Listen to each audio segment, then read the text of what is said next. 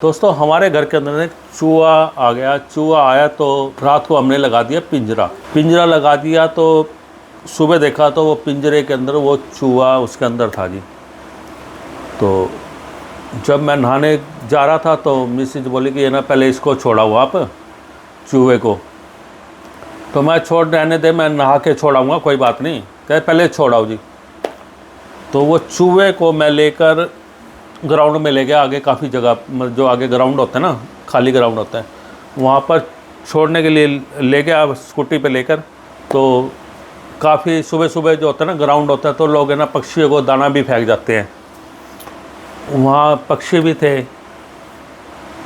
तो जैसे मैंने छोड़ा, मेरे दिमाग में ये नहीं था कि ये पक्षी भी इसको खा सकते हैं। तो जैसे मैंने उस चूहे का पिंजरे को खोला तो वो चूहा भागा। तो एक कौवा आया, कौवा वो उड़ता हुआ आया और उड़ते हुए ना चूहे को पकड़ लिया उसने।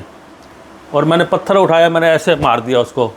उसने जो कौवा था ना, कौवे के जो पैर थे, जो पंजे थे, उससे वो चूहा छूट के निकल गया। मैं सोचा चलो बच गया ये चूहा, मतलब कि मैंने तो अच्छा काम किया, मैं तो ये सोच रहा था।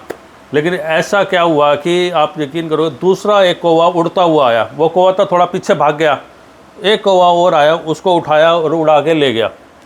मतलब कि ये है, कहने का मतलब ये है कि जिस इंसान की या किसी जानवर की अगर वो मौत लिखी है ना, किसके हाथ लिखी है, वो उसके हाथ में होगी, क्योंकि समय उसका निर्धारित था चूहे का।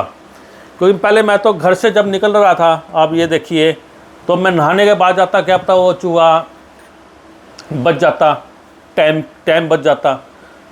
फिर वो चूहे का जो टाइमिंग थी, बिना नहाए मैं वहाँ चला गया। वहाँ पर गया तो एक जैसे मैंने आपको बताया कि कौवे ने उसको पकड़ा, पत्थर मारा, मैंने कौवा के हाथ से वो छूट गया, मतलब जो उसके पंजे होते हैं उनसे छूट गया। दूसरा कौवा उसको ले उड़ा।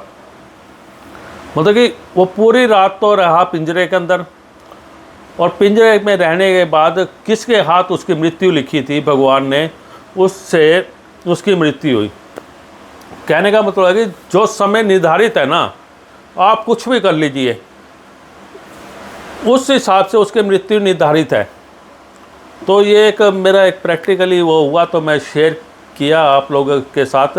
तो एक स्टोरी टाइप से था, और मेरे साथ बीती वो बता रहा हूँ कि इंसान हो, चाहे जानवर हो, चाहे कोई पक्षी हो, कोई भी हो, जिसके जो निर्धारित है ना, उसकी मौत वहाँ आएगी। Thank you so much.